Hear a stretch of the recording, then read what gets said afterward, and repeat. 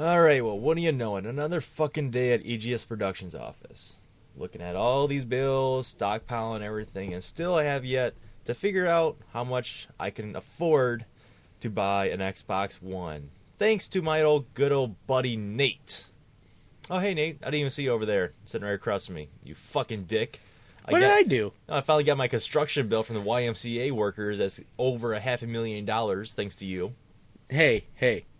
If we didn't strike a little bit of oil, which somehow we drilled into the Alaskan pipeline. It was my sewage you struck, you dick. It wasn't the sewage. We accidentally tapped into the Alaskan pipeline. Don't ask me how, but somehow we broke almost even. Well, I'm saying you broke something because there was brown shit flowing all through my yard, and the neighbor kids were playing in it. But we're not going to go there. What are you bitching about? You've had so much fun with me. I bitched about I want an Xbox One, and it's been months since it's been out. All the problems worked out with them. I want an Xbox One. So, why don't you go get one? Well, let's see, because I can't afford it, because I'm over $3 million in debt over your last couple expenses. Expenses? What kind of expenses? Do you really want to go through and task what everything that's been going on? You know I did that for the well-being and the fun of this company. This is what keeping you alive. The fun of this company is fucking up my credit, my friend.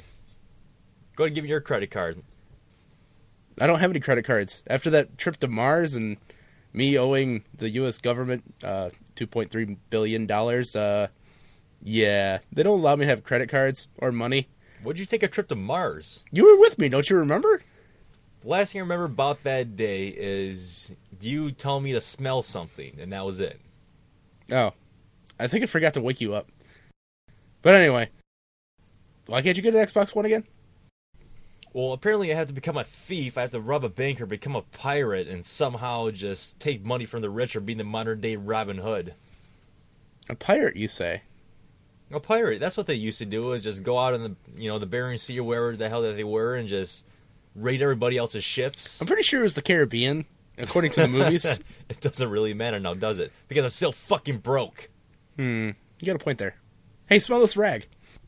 No, get out of my face. What are you doing? No, just breathe in deep. No, just breathe in deep. Just relax and take it. No, just breathe in deep. There you go. That's a good boy. The plan has begun!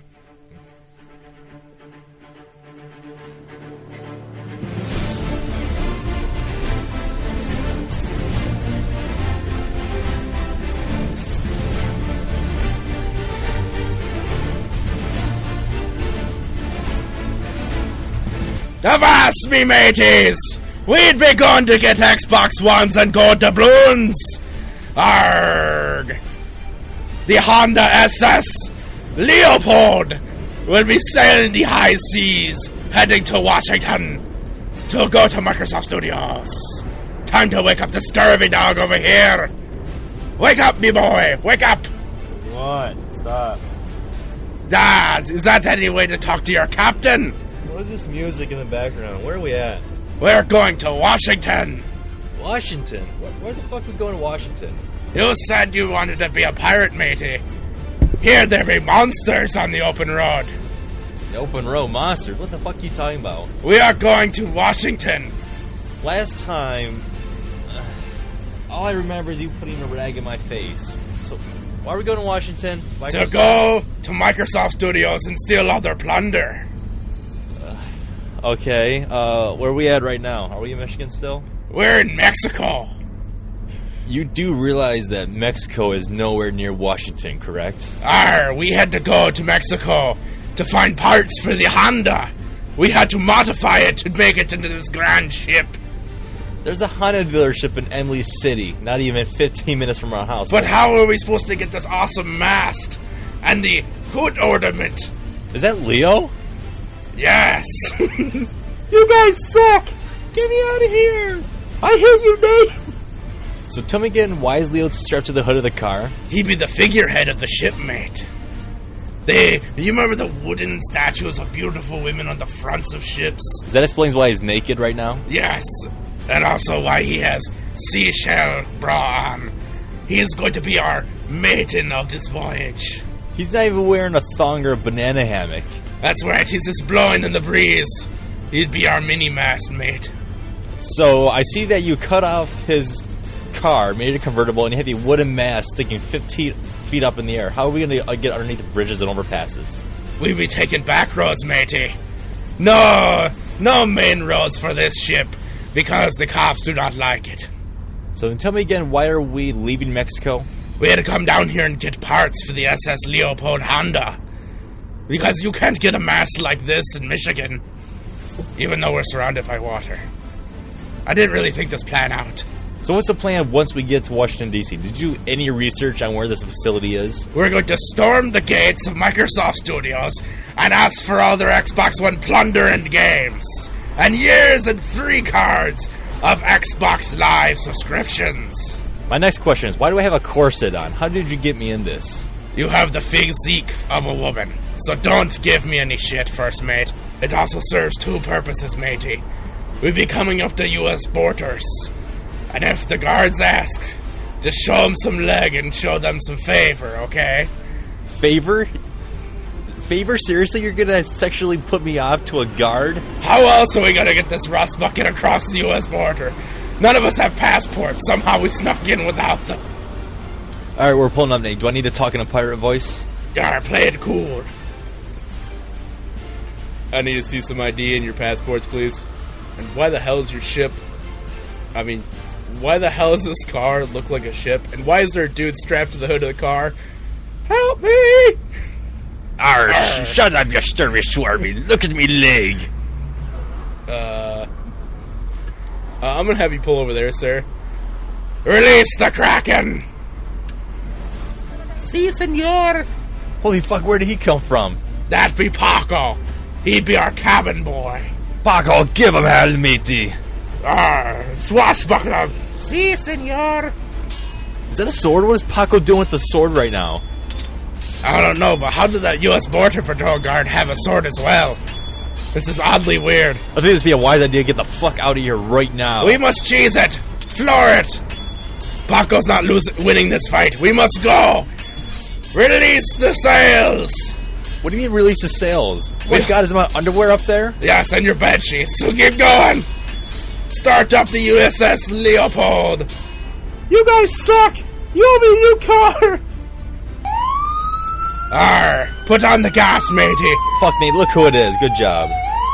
Well, it ain't easy in the Caribbean to be thugging like a pirate. Fucking like a pirate, we had a non-documented illegal citizen in our trunk. That was Paco! Of course that was Paco. I think you can get rid of your pirate accent now. Pirates know no bounds! We are in trouble, Nate. What are we gonna do now? Use the cannons, boy! What do you mean cannons? I put 12-pound cannons in the back. 12-pound cannons? Yes. They launch a boulder, a mighty-sized cannonball, the size of a bowling ball. I don't see any bowling balls. There's just a bunch of spam in the back seat. What the fuck is this? Load them into the cannons, boy! I couldn't afford everything. And I couldn't stop by the bowling alley either to steal some cannonballs. There, take that, coppers. Take that. Yeah, you'll be getting in the spirit of the pirate land now, boy. Arr, take the spam all over you windshield. Direct hit. It looks like he got smeared all over the place. Arr, I think there's a tank coming up above. A tank?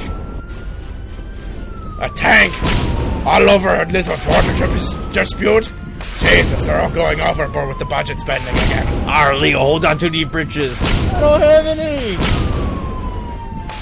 Shut up, Leo. Figureheads are supposed to be seen, not heard. You guys suck.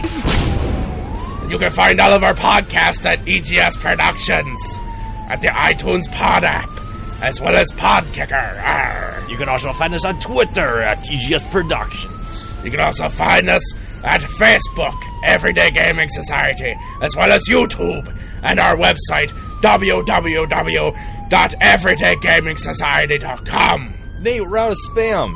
Load the bridges, boy! Load everything! Use Leo if you have to! I hate you all. I hope you all die. See you later, Leo! Wow, he flew pretty far. What's up, you guys? It's me, Nate from Everyday Gaming Society. And Leo. No. And Leo. And Steve. And Steve. Welcome to Podcast 86. Yes, Podcast 86. Arr, matey. Welcome to Podcast 86. Should we really say that we killed off Leo this week? I didn't say he died. We just launched him out of a cannon. Yeah, apparently Border Patrol. Who can't survive that, you know? Yeah, because we can fit spam into a cannon, but how can we fit a human being into a cannon? That's my biggest question. Leo is indestructible. Basically, think of him as like the Terminator. The Terminator? Or Doctor Who. He reincarnates and comes back every week. It's because of all the kosher food. It just makes him indestructible. Yep. It's because of his diet. Yep. Oh, dear God. All right, so let's go ahead and get with a few things starting right off. We got a new star rating and a new review on our iTunes. Our iTunes thing. Really? Yeah, whatever you call it. Sweet. Yeah, it just said something like very good podcast and a star rating. So the comment and star rating, that is now 4 more comics that we're going to be donating to the local children's hospital. So thank you to Mike for go ahead and having that comment. And we also have a YouTube comment saying thank you for the uploaded cheat code video for Lego Batman DC Heroes. So it'd be Lego Batman 2 DC Heroes officially. That we did like a long ass time ago? Yeah. Well, she commented, she said thanks, and then she went through and she shared it with like another person. So cool. That's just more to get more traffic out there. So Nice. Thank you for that, right? And we also have a new donation that we're gonna be doing this year. I guess it will be the second donation of the year. Second donation of the year. All right, sorry, I'm retarded right now. Of this month? Yeah, of this month. The American Heart Association, and we have not done this one in the past, correct? No, this is probably our first time doing it. Yeah, so it's the very first time doing it. And please go ahead and just click on the American Heart Association link. Donate $1 all the way up to $10,000, however much you guys want to spend. If you guys go ahead and donate, please email us, egsproductions@hotmail.com. And please let us know that you did donate, and we'll give you guys a shout-out over on this week's podcast, or next week's podcast, whatever it is. For some reason, I could not get my head in the right fucking frame of mind right now. It's because you're in pirate mode, matey. I am so fucking tired. It is just unbelievable. So, alright, before we get into video games and all other stuff and cool stuff. So, Super Bowl weekend. Oh, yes. Fuck you, Chris. Actually, Chris was going to go for the Broncos, as was I, and I think as was everybody else. We both fucked up. Last week's podcast, we thought the fucking Philadelphia Eagles were playing. Did we really? Yeah. Yeah, it was... My brother was listening to the podcast with me in the car, and he goes like, you guys are fucking retarded. We don't talk about sports in the podcast. It's like, we're a gaming podcast. We're not sports people. It was a bad game. That was probably one of the worst games that I have seen. I worked the whole entire day, and like I caught into like the beginning of actually 10 minutes into the third quarter, and I came out to the bar after working, and a goose egg. Is there any like, we're not sports people, we don't normally talk about sports, but no, not usually. No. Has anyone ever goose egged a Super Bowl before?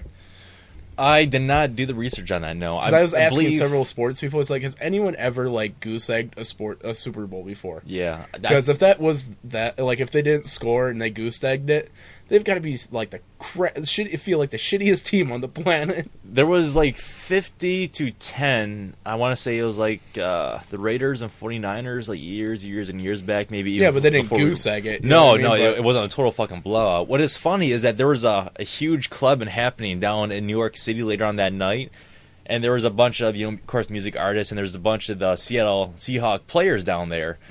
And one of the Denver Bronco linemen tried to go in. He got turned away at the club. So because he knew to get his ass kicked. So apparently they don't like losers in that club. No, more like they didn't want to avoid a riot going on. It could be a riot going on, but I mean that has got to suck to lose by that much. I really think Peyton Manning should probably hang it up in the next year or two, but I mean I really don't know. The guy's he's 37 years old as a quarterback in the NFL. To be complete, I was going please let it be a goose egg, so you guys could be known as the biggest dumbasses in the history of NFL. I was going for the Broncos. They have a really good offense, but the Seattle's defense was just fucking amazing. And defense was games. It wasn't the defense. The Broncos kept on fucking up left and right. They kept on turning over the ball. They kept on interceptions left and right, flags and penalties, and they were throwing some fucking punches down there too. Oh, I know. They kept getting into with every tackle. It's like you just see that a massive pile of dudes and people's arms just swinging. It's like refs are coming in there, grabbing them by their fucking throats and like ripping them off each other. It's like That was great though, it's seeing like, that. yeah, fight. It's like blood sport.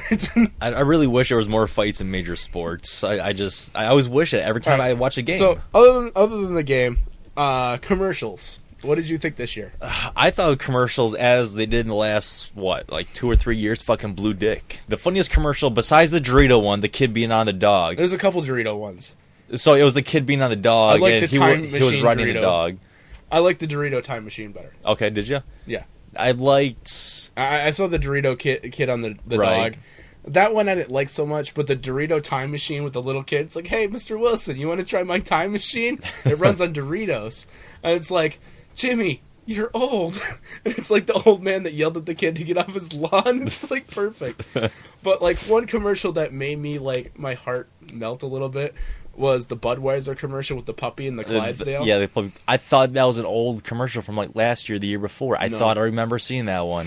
Like that one was pretty cool. I like that one a lot. But there's this. I like the Radio Shack one where they had the Radio Shack Hulk was and awesome. Dee Schneider and a bunch of people from like, the 80s. It's like the coming in. the 80s called. They want their store back, and it's like they made fun of themselves. It was Right, fucking yeah. priceless. Made fun of themselves, but although Like they still Chucky got paid. stabbing the cartoons. Yeah. I thought that was pretty good. Another one I thought that was good. The pistachio one is like earlier on in the game. With Stephen Colbert. Yeah, not the first pistachio, but the second one. The second one where he rips his head Yeah. open, it's like pistachio. It's like a mini pistachio. It's like, what the fuck is that? Dude, I love Stephen Colbert, and watching those two made me laugh so hard. Besides those three commercials, I cannot really think of any more that stood out in my mind to be fucking hilarious. Have you heard about this Coca-Cola controversy for their commercial? On the Super Bowl? Yeah. No, I have not. People are outraged because Coca-Cola did a homage to America the Beautiful. Yeah, they did it in And different they did it in language. different languages. But the Correct. thing is- Well, wasn't it also like Bob Dylan that started that commercial off, one of the singers? No, that was Bob Dylan's different commercial. It was like him talking about cars and stuff like that, the Chrysler Oh, 200. okay. So, basically, people are pissed that they had America the Beautiful sung in different languages. But what I didn't get about the whole entire argument is that America's the gigantic melting pot where it's like you turn the corner, it's like there's someone from Russia, someone from Asia, someone from the Middle East. You know what I mean? It's Constitution, like- freedom of religion. yeah. I mean, Well, not religion, but it's Well, don't we have a freedom of religion on the Constitution, though? we do. But the thing is, it's not religion. It's different cultures, different people living in the same place. America is the biggest sociological experiment ever undertaken. It wasn't done on purpose, but it was just done by happenstance. You know what I mean? Yeah, I guess over the years, of the course of last So couple hundred I years. found it fitting. I found it awesome. You know what I mean? It shows that America has tons of different cultures, tons of different people from different backgrounds living together and working towards a single goal. It's a lot more diverse than what it used to be, let's say, back in the 20s and 30s. You know, it's like Americans are not just white people. You know what I mean? Just white people. Well, that's the whole argument. It's almost like the whole stereotypical of... So it sounds like that's the argument. Yeah, is that's that the argument. It's It wasn't stereotypical. sung just, in English. You know what I mean? It was sung in different languages. I don't know. Let's go whole back with like prohibition and all this kind of stuff. Prohibition was fucking alcohol and like marijuana and shit. I'm thinking slavery and shit with Abraham Lincoln. But anyway, it's just going back with all that in like the fucking 60s. Are we really turning back into that in the new year Honestly, of if this becomes a 2014? big, honestly, if this this whole entire argument becomes a big deal, we just set back segregation rights back to the beginning. I know, this is fucking it's ridiculous. stupid. We're rewriting history again, but we're re-fucking ourselves over. It doesn't make any sense. I found no problem with that commercial at No, all. I thought it was fine. I thought didn't it was bother awesome. me at all. Like I found it showcased America as what America is. It's a Right. gigantic melting pot of cultures, creeds, and races. You know what I mean? It's what America is. yeah. It's not like you and me multiplied by And it's not like they a couple billion It's people. not like they didn't just did the first part in English, and then they just did nothing but different languages.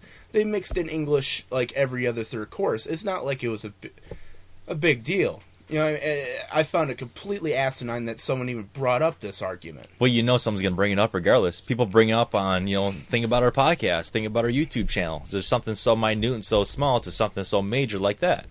I don't know. I just find like those people should be like,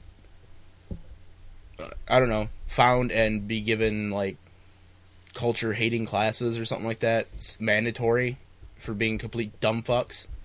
Well, you know what's really funny is we had a Michigan-based commercial to where... Oh, my God. The Hungry Howie one? Not the Hungry Howie one. The Governor Schneider commercial. Yes, I saw Governor Schneider. Yes. It was like pissed me off. Him as a kid growing up through his years. What was that, the one that I'm talking about? He's talking about how Michigan has weathered this recession better than any other and we're state. This is like the best building phase, the best year that we were ever going to have. Yeah, while we're still millions or billions in debt. Detroit has filed bankruptcy twice. Yeah. And, like, the Super Bowl commercial for a 30-second ad is $4 million. Yeah, so it's really nice that he can spend that much money. $4 million. You could have put that towards fucking roads, housing, education, housing, something that was worth it. Instead of this asshole fucking parading himself off in front of the whole entire United States and the world, saying that I'm the best governor in the world. Bullshit, asshole. There's some of us that are still freaking working multiple part-time jobs just to make ends meet and can't pay back our student loans and fucking can't get jobs in our careers that we went to college for. Yeah, you and me are both one of those people. And it also sucks that I didn't see the Arnold Schwarzenegger commercial. The Bud Light commercial? Yeah, well, was it showing? It was fucking hysterical, dude. Because I remember, like, leading up to it says coming to 214, and it was him playing ping pong and stuff, but I didn't get a chance to see the actual commercial. The whole entire point is that they're taking this dude through a crazy night of just craziness. He doesn't even know he's in a Bud Light commercial. And, like, they take him to this through this elevator, and he runs into this actor. I can't remember his name, but I love his acting. They run into two twins in the elevator, and one of the actors holding like a emu or a llama, and he gets like, oh, he really likes you. And then they go in this room, and then Arnold Schwarzenegger's there with like a ping pong ball table, and he's like, are you prepared to be beaten at mini tennis? And like they're playing like ping pong, and like he beats Arnold Schwarzenegger, and then all of a sudden the wall drops, and like this gigantic party with everyone cheering him on. It was actually quite hysterical. I enjoyed that one. A lot of people like the Doberman one, too, the people that I had over. And now, the thing that I find stupid about most of these things, they hold these contests and they show results about the best Super Bowl commercial ad. But most of these ads were already played before the Super Bowl. Yeah. So what is the fucking point? And was there an E-Trade one with the baby that they always had? Yeah. There was an E-Trade one? Well, Fuck, I missed that one, too. Well, the thing is, like, they started putting them up on YouTube before they even show it, like, the day of, before the Super Bowl even happened. Actually, a couple days before. Yeah, so what's the point? So it's like, it kind of defeats the point of everyone enjoying the commercials. Yeah. Because, like, if you're really a person that wanted to be spoiled ahead of time, you can go watch them already. You should have the shock factor of everybody else seeing it, millions of people around the world seeing it just like you. Yeah. So, I don't know. The only one that, like, seriously pissed me off was the Michigan one, and the people bitching about the Coca-Cola one being, oh, not in English. I mean, like Well, that was also after the fact, though. Yeah, it was after the fact. But the thing is, the one that pissed me off instantly, I saw it because I watched it, like, I think it was during the third quarter. During one of the commercial breaks, they showed that commercial, and I go, like, are you fucking kidding me? Yeah, we're nowhere near going growth. They're listing off all these stats, which none of them are fucking true. Right. And this guy is, like, parading himself off as, like, his big slogan was, like, he's a nerd. I go like, we're still in debt, up to our asses. Detroit's still in bankruptcy. It's like, yeah, we're having a smash-up year there, Schneider. Yeah, when I'd seen that he is a nerd, what the hell is he a nerd about? I mean, I'm not going to get into politics. Me neither. But on the it's just, podcast. But I just found that commercial completely distasteful. I found it misleading. Him being a nerd. I could see that commercial running if the Super Bowl was in fucking Michigan. But it's not. It was played in New Jersey. But you also got... No, it was played in New York. New Jersey. Well, New York, New Jersey, whatever. I'm stupid. Anyway, you got to think, there's probably a few commercial blocks in there but that is state-to-state oriented. So they probably had a different commercial in a different state at that time slot. Maybe. I don't know if it went nationally. But that whole entire commercial I found completely distasteful, and if they ran it during the Super Bowl, that means instantly $4 million was dropped in that fucking commercial. And that means that came out of our tax dollars. Yeah. Which could have been spent towards something else more worth it, like education, roads, and infrastructure, other than fucking That commercial just pissed me off to no end. What about Floyd Mayweather betting $10.4 million that the Broncos would win? He lost money. Isn't sports betting illegal? Yes, it is illegal, but he did. I think it was a tweet or something on his Facebook or whatever with like a huge stacks of 100s and like a big old thumbs up and him pointing to it, and he was going for the Denver Broncos. Well, as we all know, Denver Broncos lost, so that $10.4 million could have went to something else. And then I did a little research on him. He makes $50 million a fight. His net worth is around roughly $137 million, and he's made, I believe, over $300 to $500 million in fights. And when he had a wrestling appearance in the WWE where he punched the Big Show or something. Yeah, it was Mayweather versus the Big Show. Yeah, guess how much he got paid for just that little stunt? 100 mil? 20 million. But still, I mean, 20 million for being on a 3-hour block and you're not even there for 20 or 30 minutes doing stuff. I mean, come on. Money talks, dude. But the It's thing fucking is, ridiculous. I don't know. That's the only commercial I found really in bad taste. But other than that, it's like I found the commercials funny, but not like super exciting. The only one that I found that was completely weird that didn't make any sense to me was the Matrix fucking luxury commercial. What's his name? Morpheus? Morpheus. When he's sitting in the back seat it's and Lawrence he Fishburne. starts singing and all that, and then cars are blowing up. I was But like, the thing is, the Matrix isn't relevant anymore. Like, the last movie came out in, 2004, 2005? but I'm just curious if they're starting to work on a new Matrix trilogy or new Matrix film, and that's why they brought it up, and that's probably going to get in people's minds like, oh my god, here we go. The whole Matrix is going to take off again for another trilogy. How?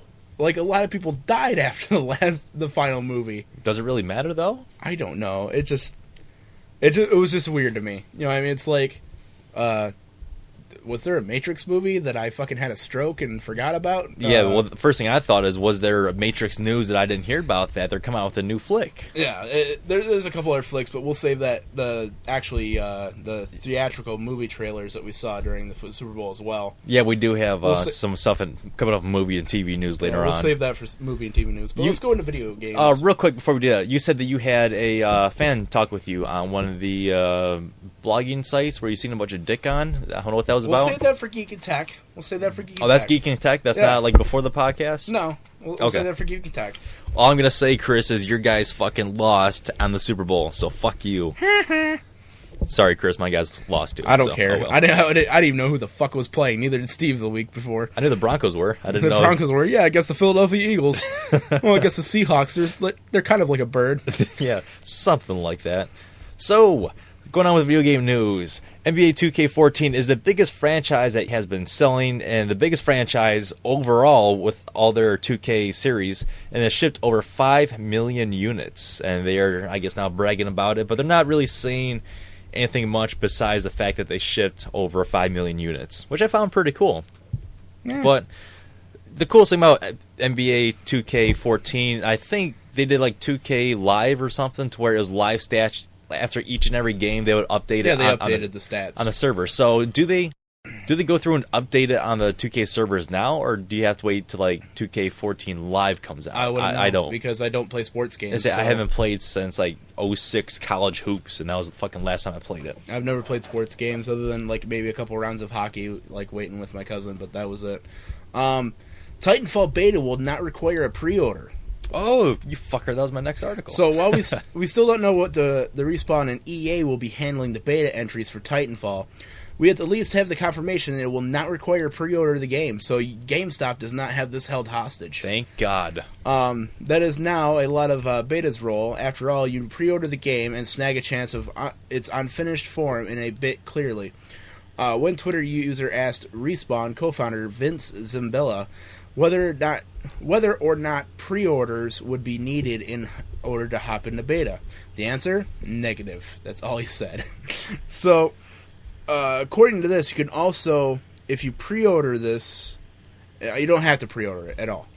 It's probably just be a digital download through Xbox, possibly, or through PlayStation, and PC. Like join beta now. But they do not specify whether there will be a cap or not. Vince also said, what's the story with the pre-order or not? How Frankenstein do we get into this beta? Titanfall. They said February 1st is the beta. That means it's already happening. I'm not even sure. I closed the article as soon as you God brought damn it, it. Steve! You're supposed to back me up on this. But As soon anyway. as you brought it up, I closed I the lied. article right away. Here it is. So, you will try to get into Titanfall beta whenever it opens. The full game is set to drop March 11th, 2014. So, yeah, it could be happening right now, February 1st. Because February, March. I mean, we're right we're a in month February. away. Yeah. Or a month and 11 days away. Yeah. So, yeah, that's pretty cool. You don't have to pre-order. That's amazing. Well, they did that with, I guess you had to pre-order or buy ODST in order to get Halo Reach. Yeah, but a lot of things, that's been the whole entire thing. You know what I mean? It's like, oh, you pre-order now. That basically gives them guaranteed sales so they can figure out the numbers earlier. Well, you can also drop out because what is a pre-order through GameStop? Still $5? $5. Yeah, so that's not really that bad. But it also depends on what you pre-order, too. If you pre-order the special edition and shit like that, it's more. I mean, yeah, if you're only going to pre-order just to play the beta, you're not going to get that. It just gives them a rough estimate to find out like what their numbers are going to be and how much money they're going to make to see if it's going to be a flop or a hit. You know what I mean? So, South Park Stick of Truth Oh, gets God, more news. 3 fresh, awesome videos. If you go to Techno Buffalo, you can watch these videos. Over the weekend, Ubisoft and Obsidian elected to roll out 3 brand new clips from the upcoming South Park Stick of Truth. This game was originally supposed to be published by THQ more than a year ago. Try 3. Then THQ went bankrupt and Ubisoft flew in and scooped up the rights to bring this game to the public. It since has been delayed a few times. Ha ha ha. And it's wheeling a March 4th release. But I'm not holding my breath. The first video, you can see the quick above. The TV Spotlight holds up Stick of Truth as its definitive South Park video game. And not saying that much, given the history and the license of gaming consoles. The next clip will be return of Mr. and Mrs. Hanky. Yep, believe it. Be warned, there is some rough language there and talking poop. Don't forget a bit. And then the last clip is finally the Ginger Kid Nazi Zombie trailer. The Ginger Kid Nazi Zombie That's trailer. what it says. Finally, the Ginger Kid Nazi Zombie trailer, because why not? Yeah, why not? South Park Everything's Stick of fucking Truth zombies. is currently set to drop on PC, Xbox 360, PlayStation 3 platforms March 1st, 2014. We will have more in the upcoming debates and updates. Not bad. If you guys have finally been playing your Battlefield 4, they have gone and said throughout DICE that they are going to be monitoring a bunch of things as far as TV missiles, sniper rifles, long-range scope, DMRs, aircraft countermeasures, and attack helicopter maneuverability, because these are the biggest problems that they have been having in the last update that they did. So they're trying to figure this out, and right now they're going to be monitoring all the bugs and stability. Use your words. Stability issues.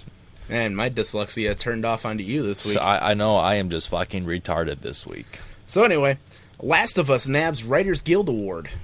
As of Last of Us didn't have enough awards, right? This weekend, writer Neil Druckerman received the Writers Guild of America Outstanding Achievement for Writing in Video Games. The other games nominated were Assassin's Creed Black Flag, Batman Arkham Origins, and God of War Ascension. Also, Lost Planet 3. Past winners of the games are Assassin's Creed 3 Liberation and Uncharted 3 Drake's Deception. That makes this Naughty Dog's second award to be the first awarded the original awarded to the original property. Other nominees are Suspect. Eligibility requirements only list 3 to date: December 1st, 2012 to November 30th through 2014.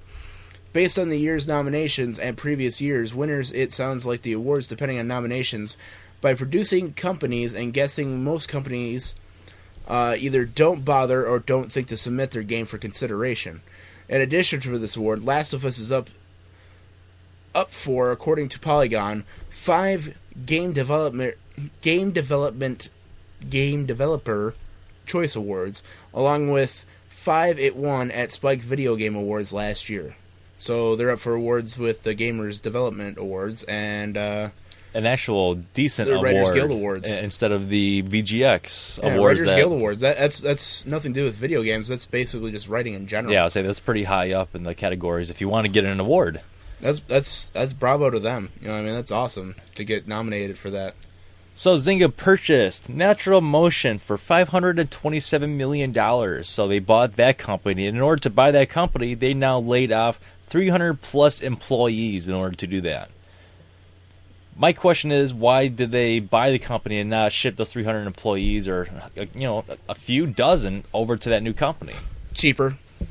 They can hire people in at base pay and not have to pay them as much as their developers that have been there for years. A bunch of assholes. That's all it is. That's another thing with this. It's like several hundred Disney Interactive employees face layoffs. Through Disney Infinity, it's a undeniable hit. The Wall Street Journal reports several hundred employees at the developers Disney Interactive are to be laid off later this week. Citing unnamed sources close to the company, the report claims that these layoffs are expected to begin after the media giant releases its quarterly financial results Wednesday. The Wall Street Journal offers no concrete motivation and mass dismissal through the references, and recently announced effort to recognize Disney's Interactive by President Jimmy Pareto.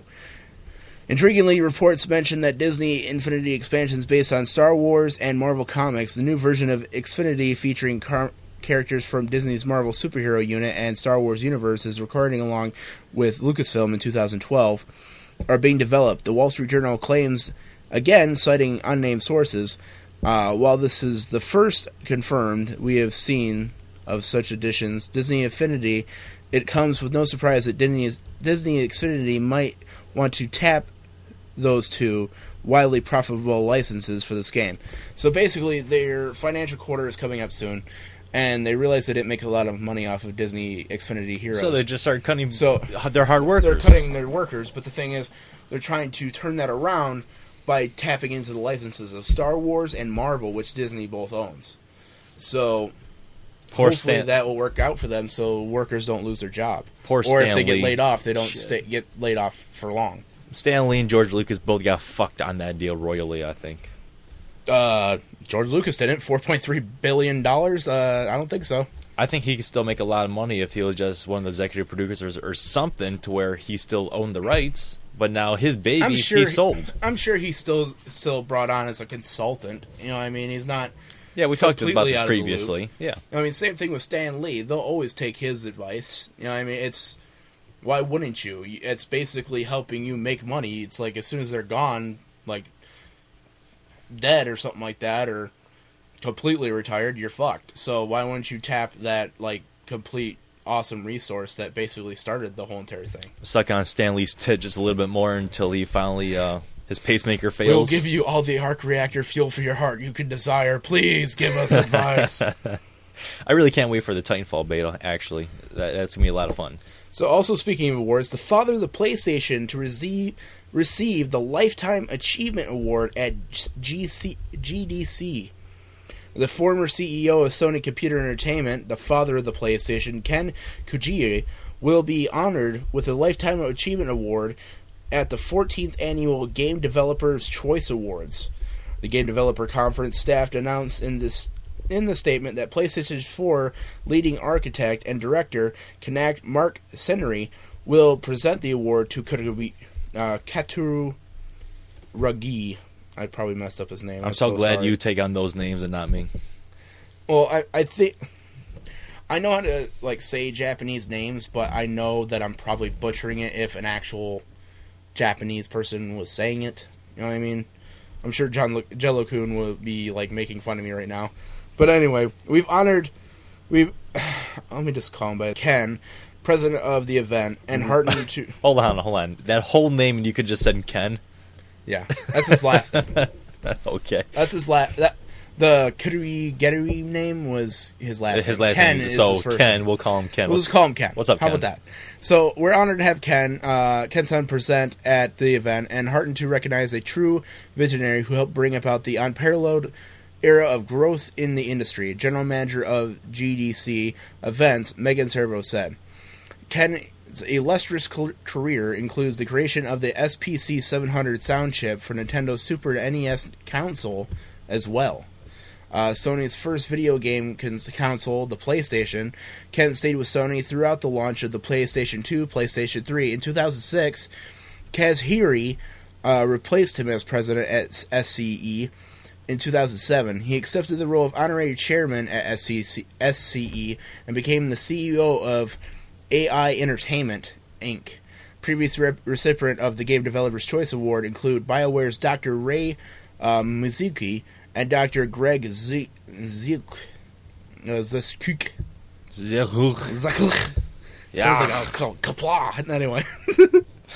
So, I'm sorry I'm butchering these names. But anyway. Is his first name Ken too? No, Greg.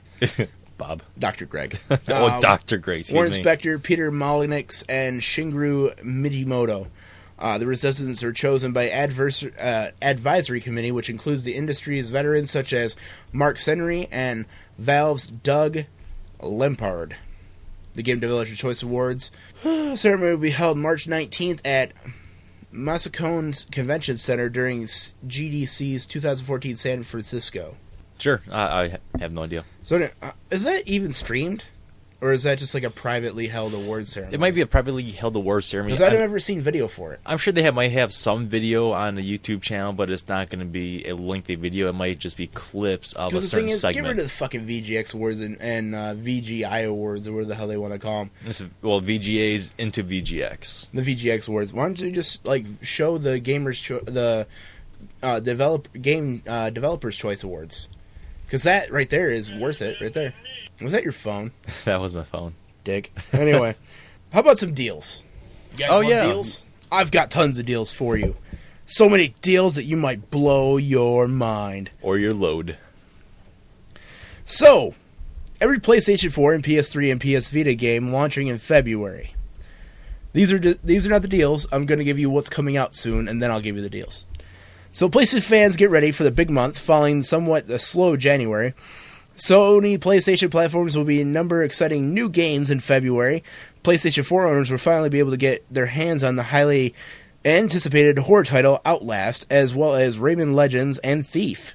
Meanwhile, PlayStation 3 owners will get 11 new games to choose from this month, and another 3 games will be released for the PlayStation Vita handheld console. The full list is which as follows by PlayStation.com. The following begins with PlayStation 4, Outlast, which is going to be out on PSN, Rayman Legends, which is going to be February 18th, Thief, February 25th. PlayStation 3 is going to be Lightning Returns Final Fantasy 13, February 11th. Far Cry Wild Expedition, February 11th. NASCAR 14, can't wait for that. February 18th. Renok Odyssey Ace, February 18th. Earth Defense Force 2025, February 18th. Port Royal 3, February 25th. Tales of Symphonic Chronicles, February 25th. Castlevania Lord Shadow 2, February 25th. Mangus, February 25th. Thief, February 25th. And Master Robot PSN release date unknown still. PlayStation Vita, Toboken Age of Demons of February 11th. Danger Rampada, Trigger Happy Havoc, February 11th, and Rampok Odyssey Ace, February 18th. So look forward to those days. You guys are getting a shit ton of games in February.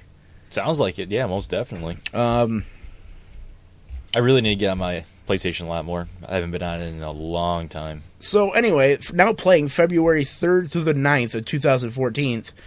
Get in touch with your inner wolf this week with The Wolf Among Us. Episode 2 is ready to drop. Choose your platform. These deals are going on through February, so Retail Lego, the movie video game, is set to drop for the Wii U for $49.99. FYR Shop, to be announced, virtual game console. Yes,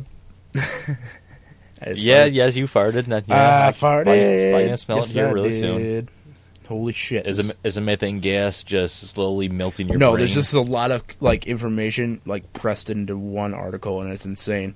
The Lego video game movie will be set to release for the PS3 and PS4 for $49.99 in PSN games as well. Adam's Venture Chronicles will be for the PS3 for $11.99, and Dust Force for PS3 $9.99. Gex Under the Gecko will be available on PSN for $5.99. 2 Lego the Video Game movie Ace Combat Infinity will be ready for PS3 and beta free this Tuesday. So today. Yeah, officially today. Also, The Wolf Among Us, which I already said, is also ready for Tuesday as well, the second episode, for $4.99. And that's all they have right now. Basically, they just go through and tell you what it is. But here's some PC and Mac all releases as well. Since you complain that you don't have enough Mac games, Steve. I have been downloading some Mac games How on the about Steam Aqua engine. Kitty Milk Mine Defender? Oh, fuck. I'm putting that in my queue right now. Oh my god, it's going to be amazing. So, that is going to be on Steam for $6.99. And Mon Castle Z PC as well. That's going to be $9.99. And Jazz Punk PC/Mac is still to be announced. They have not released a date on that. Lego the Video Game Movie will be available Friday for $29.99. Sims 3 Roaring Heights World PC download for $19.99. And then Wolf Among Us Episode 2 Smoke and Mirrors will be available for PC and Mac download for $24.99. But that's a lot compared to I'm still happy for the free ones. I downloaded No More Room in Hell and Tactical Intervention, along with, I re-downloaded Team Fortress. Technical or tentacle? Tactical. Okay. That sounded like you said tentacle. Like, what game are you playing? It's one of those anime games. You heard of that, right? You have to save her from the tentacle monster. Yeah, it's those animes that you always watch and tell me about. The hentai porn. I don't watch hentai. I watch regular anime. That's not what we did in the podcast like a couple weeks or I months know ago what at it this was point. because I started watching anime at a young age, and then you just run into it one day randomly. You don't fucking think there's porn. And then it's like, what? Why is that monster? Whoa! Segueing into running into something randomly, I really want to hear your story about talking to that fan and what happened before. We will when we get to Geeky Tech News. I got 5 more articles, and then we'll jump right into that. Okay, all right. I promised him I would bring up this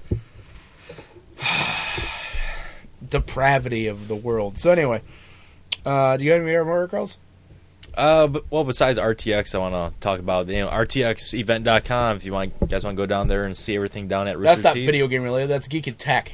Well, it's like video games will be down there, right? Halo. No, that's Geek and Tech. Yeah, Halo will be down there. All right. Let's get this clear so that all the podcast listeners can hear as well. Video games, and then it goes Geek Tech Con. No. See, you already fucked it up. Yeah, because it goes video games and then comics. You dumb shit. Because you got me in trouble a couple weeks ago. Because we always brought comics up after movies and TV. Fine. It goes video games, it goes comic books, and then tech news, which basically encompasses tech, anything you're geeked about that week as well. Cons, press events, cool shit that you just saw on the internet. It's basically just a forum for random shit that you like, that you got a good kick out of, or you're interested in. Jeez, don't treat the listeners like this. You're so mean. See how he treats me? He beats me after the mics get turned off. Yes. Just only imagine what we do to Leo. So anyway, Microsoft talk about a cheaper Xbox One. In what, 10 years? Yeah. So, basically, late last month, they talked with Microsoft might release a alternate version of the Xbox One that won't include the Blu-ray drive and the Kinect and all of that bullshit. Hopefully to get down a cheaper Xbox One. Basic model. So, responding to the Twitter user, the Anchorman V, who responded, is there any truth about the $399 Xbox One? Greenberg responded, you can't believe everything on the internet. Ingressively, Anchorman V never mentioned anything about the Blu-ray drive. And basically, Microsoft said to go fuck yourself. We're going to rape you for every penny you got. Did they say that over Twitter? Yeah, they did. Oh, nice. Okay. I need to go follow them then. I'm basically telling him what he wanted to say, but he wouldn't say it. And Well, of course, because he'd be fired. yeah, fired. Yeah. Basically, you're going to have to pay $500. Sorry. So, Ubisoft abandoned Watch Dogs trademark. What is going on with Watch Dogs? Universe announced that they officially delayed the title back in October 2013, which happened to be on the 15th, to be exact, and the game hasn't really been heard of ever since. Today, one NeoGaf user, Rusky, spotted something on Ubisoft's trademark ownership regarding Watch Dogs. The company filed an express abandonment of Watch Dogs trademark. Here's a screenshot of the findings for posterity. Of course, there is an insistence that Ubisoft is letting the Watch Dogs slip that isn't exactly spells the title. That would be Watch Dogs, though holding both trademarks makes sense. It could be a situation where Ubisoft is in the process of changing the title of the game. Maybe, again, position doesn't make simply sense because Watch Dogs brand has already been strong presence in the gaming world. Why leave it behind? So basically, if you go to Techno Buffalo was uploaded the February 3rd. They actually have the picture of the trademark agreement and everything else like that, but it sounds like they're going to be changing the name for Watch Dogs. I don't know why. Like you said, they already had a good franchise, a good following. I don't know. Maybe they just want to restructure the whole game because they got delayed. I'm just thinking that it's got pushed back so far. Everybody's ideas, everybody's doing different things right now, so they might as well just change it up completely. So, PlayStation 4 owners and PS3 owners this week, Outlast, a PlayStation 4 survival horror game, is set in a psychotic asylum, and it will be available on PlayStation Plus subscribers starting tomorrow, which is today, so Tuesday. Services also promoted a freebie for the PlayStation 3 Metro Last Light, the Atmosphere's first-person shooter based on the post-apocalyptic Metro series with the Russian author Dimi Galugavsky. Sorry, I just destroyed that Russian name. Galugavsky. A PlayStation blog post reminds us that a discount of Dustforce will be down for $8 tomorrow. Oh, that's not bad. And for free downloads for the PS3 remastered Shadow Colossus. So get those while you can. And look out for Metro Last Light. You guys are fucking getting awesome games for free. Yeah. Oh, that's part compared to PS Gold or what's Xbox Gold's this month? You know what? To be honest, I looked on it today. I don't know if they're not doing it anymore because I looked. What was it? The last one that we had, Tomb Raider. Tomb Raider and Sleeping Dogs. Yeah, because after Tomb Raider, I looked today and it was an older game that they had, and you click on it and there's a bunch of older past games from previous weeks and months that they have up there now. So I don't know if they're going to give us any more games or if this is just like a hiccup in the system or if I didn't see the advertisement right. I couldn't find it. They've cut the milking supple titty off. God damn you, Microsoft. We'll be coming for you, Bill Gates. So what, are we now going to go over to PlayStation? Are we going to hunt down PlayStation in the next week's intro? No. Hunt down Sony? They haven't done anything mean to us yet. What about the Wii U? Arr, we be burning them bitches down. So PlayStation is now sending beta to invite everybody that actually went and participated and want to get privately invited to this little sanctioned little community that you guys are going to be having. It was released after CES and is going to be releasing 5 p.m. as of yesterday on Eastern Standard or Pacific Standard Time. And all you have to do is click accept, go through some things, make sure you don't talk about, blog about, nothing like that. And you'll be helping participate in the private beta for PlayStation Now. I did not go and join up for that, so oh well. So Borderlands 2 is the best-selling 2K Games title of all time. Reporting on the results of the third quarter of the fiscal year 2014, Take-Two announced that Borderlands 2 has sold 8.5 million units since its release in November 2012. This includes the sales of the games across PC, PS3, and Xbox 360. Including both the original games and 2013's Game of the Year edition, putting it ahead of its stablemate, including BioShock and NBA 2K series. Developed by Gearbox Software, and Borderlands 2 has been confirmed to be headed to the PS Vita, through no further announcements have been made since Gamescom 2013. It's offered to free for the PlayStation Plus subscribers in December. Take-Two has reported $578 million in profits from the quarter ending in December 2013, mostly due to the success of Grand Theft Auto 5, and the company has shipped 35 million units to date. I would not like to see that on the Vita. I think that is just really going to kill.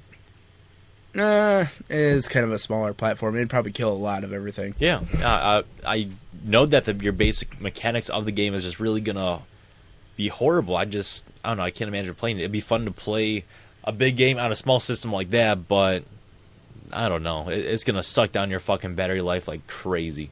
So anyway, last video game article. And then I got one more. Thank you, computer virus lady. Thank you, Sheila. Only I can call her that when we make sweet, passionate love at night.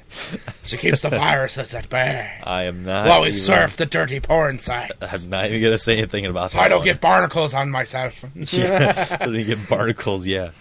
So, Metal Slug 3 available for pre-order on Steam. The Steam version of SNK's Run and Gun around arcade game, Metal Slug 3 is available for pre-order via distribution platform for $5.99. Confirmed for February release, Windows late last week. The game is marked down 25% from its full price of $7.99 until February 7th. However, a specific launch date was not listed at the time of the writing. Steam's version of Metal Slug 3 Features full controller support and Steam's Big Picture mode, achievements, leaderboards. The title is compatible with Windows Vista 7, 8 OS devices as well. It does not support Windows XP. Currently in beta, the recent version of the classic title includes an arcade mode featuring 5 stages of multiple branching paths, stage selection options on online multiplayer, as well as online local co-op. Metal Slug 3 is originally released across the arcades in 2000 and Neo Geo MVS machines. It was ported to several platforms for the following years, such as Android, iOS, PlayStation 2, PlayStation Portable, Wii, Xbox, Xbox 360. Not bad. So go check it out. If you guys play Injustice on your mobile device, now until the end of this weekend is going to be offering 30,000 free power credit bonuses just because they have had over 1 billion sessions that have been played on the mobile device for Injustice. I'm kind of torn with the game. I do like Gods Among Us. I just can't really get into it too much to where I want to keep on buying credits, and I just want to really just spend a whole lot of hours on it. I can't do it. I could play a little bit of Clash of Clans, and then besides that, wait, what is that one fucking bird game? Flappy Bird? Flappy Bird. I was gonna bring that up. I just remembered it. I fucking downloaded that shit I hate that night. game with a passion. What happens with me is, I'm sure there's too much shit on my phone, but every time I would go and hit up, like push down the little fucker so he bounces up, a new ad and stuff will pop up on the top, and it'll freeze for a brief millisecond, which will... Yeah, blame the ad, Steven. I am blaming the ad. My high score is fucking 3. I'm pissed. My buddy, I got shown this game over the weekend by a buddy of mine, Tony, at the restaurant, and he goes, have you heard of Flappy Bird? And I'm like, what the fuck is Flappy Bird? It's like, this is a retarded bird that you have to fucking fly through these obstacles. And it's like, the tunnels oddly look like Mario tunnels, so I don't know how they haven't been sued yet. So I was like, yeah, this is easy. I can do this. Fucking, I could not get past the first goddamn tunnel. Like, oh, goddamn you bird! I was about to smash this phone. It's like, take this stupid thing from me or I'll break it. No, Mike was over last night, and he actually did throw his phone after he got a high score of 5, and he got so pissed with it, he threw it across the room. Ginger was here? Yeah. We could have done a podcast last night, goddammit. We probably could have. We could have had Ginger in the podcast intro. But anyway, no worse crying over spilt milk. Let's go to geek news. All right, let's go into geek news. Geek news. So, are you gonna go on with your story first of all? God, you're so obsessed about this fucking story. I want to hear about the story. So anyway, first of all, what is the application or the program called that you use? Hold on, let me pull it up here. All right, well, while you pull that up, let's see. IGN was talking with Stan Lee and talking about his cameo appearance that he has made in the Agents of S.H.I.E.L.D. on the, I think it's ABC or NBC, one of those shows. Anyway, but Stan Lee was very disappointed with the S.H.I.E.L.D. TV series, and he wants to see more comic book heroes, more villains, and more just comic book people involved in the show instead of just your main base of characters. But the thing is, it's called the Agents of S.H.I.E.L.D. It's supposed to be about the agents, not the people they handle or fight. You know what I mean? This is coming from the guy who created this shit. I know, but the thing is, the show is called Agents of S.H.I.E.L.D. I love you, Stanley, but it's called the Agents of S.H.I.E.L.D., so you think it'd be about the Agents of S.H.I.E.L.D. You say agents or Asians of S.H.I.E.L.D.? Agents. What is that, some kind of poke? There is an Asian in the cast. I know there is, but you said the Asians of S.H.I.E.L.D. Racist. Anyway, so everyone knows about Chat Roulette and Oogle Me, which is basically cam sites, so you could talk to strangers and stuff like that. Whack off to porn. It has nothing to do with that. It's not supposed to be like that. Well, it's not supposed to be. What happened to you, though? Hold on. Let me read their mission statement. Okay? Yo, www.oogleme.com. Pick someone else at random and have a one-on-one chat. You're kept anonymous unless you tell someone your personal info. Not suggested. Safety is important. And you can stop the chat at any time. If you prefer to add more of your interests, Oogle Me will look for someone who has the same interests as you and pair you up with them. Which I put down anime, movies, Star Wars, video games, geeks, nerds, fun, all that stuff. In my my interests. So, hentai porn. no, I didn't put porn in there at all. So I put those in there. And I swear to fucking Christ, I don't ever want to see a dick again. I swear. Not even your own?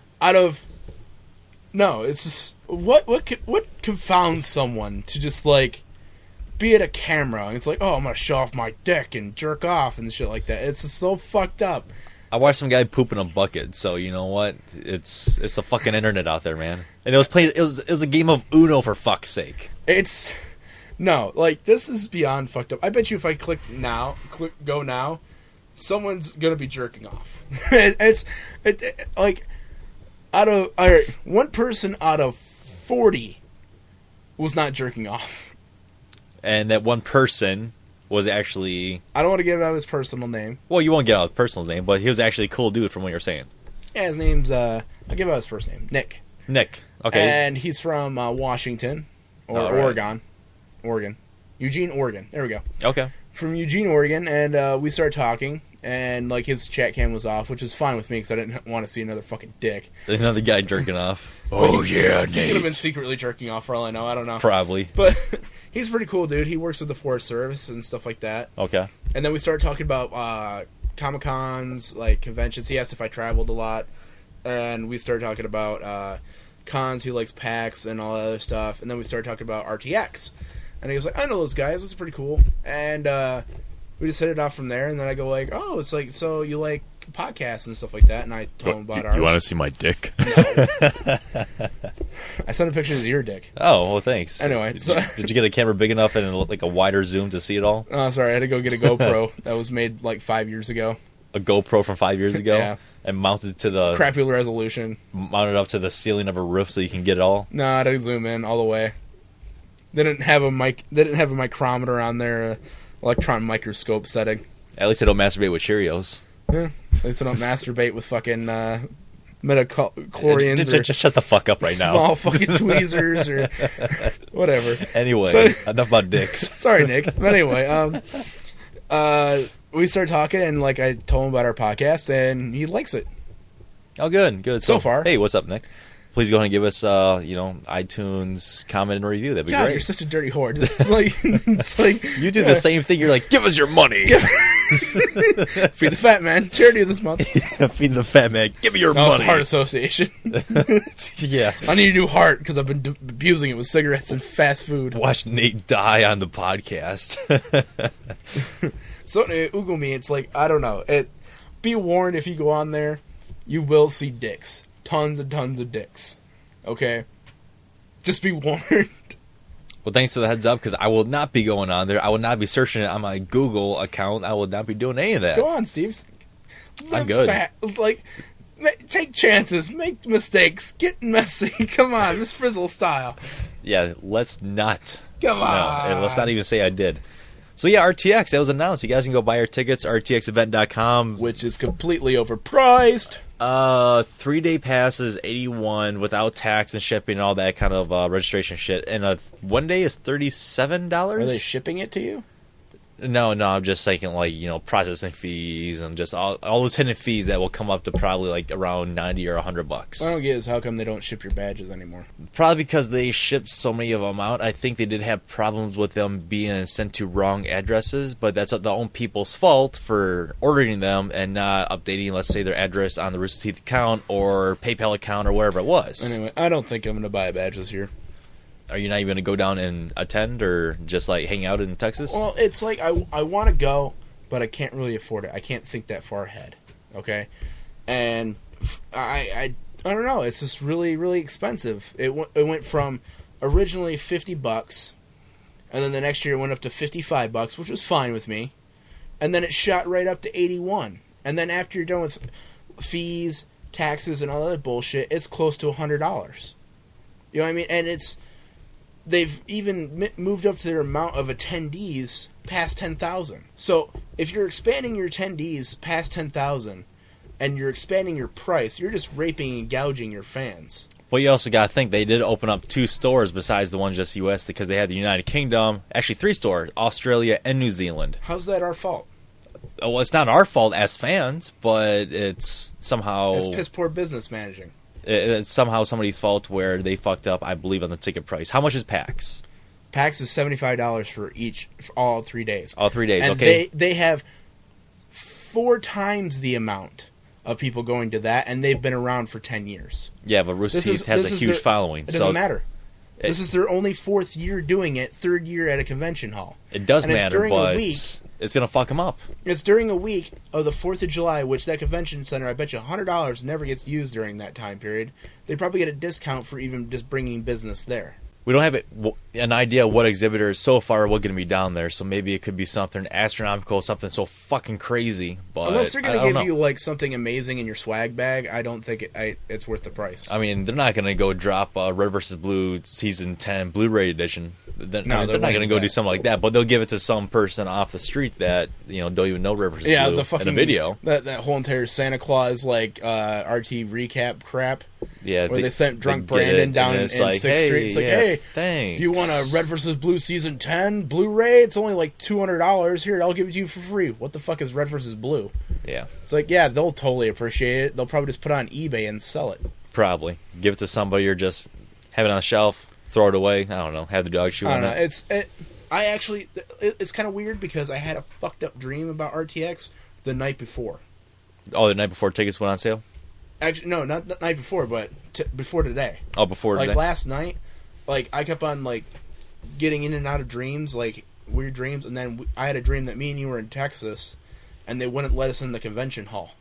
It was just fucking weird. I don't know why, but I just found it really odd that I got on because I saw the announcement for Red vs. Blue Season 12, and I clicked on it, and I shot to the site, and I logged in. And up to the top, it's like, buy your RTX badges now. It's like, oh, cool, I'll go look at it. And I was thinking about buying one. And then I looked at the price and almost fucking fell over.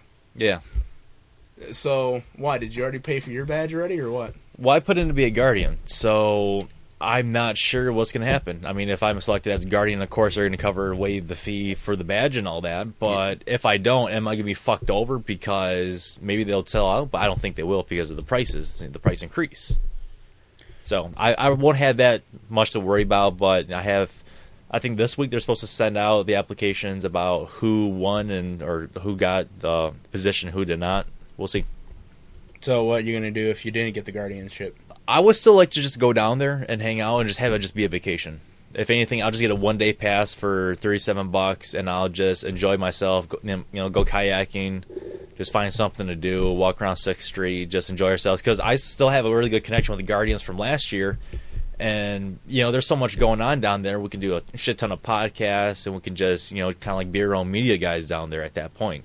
Maybe get a nice camera, maybe walk around town, do some fun stuff, run around the strip naked. I don't know. Find Jack Patillo's house, break into the house, and then do a weird interview with him in his boxers in his bedroom. It's like, hello, Jack. You're on the EGS Productions live camera feed.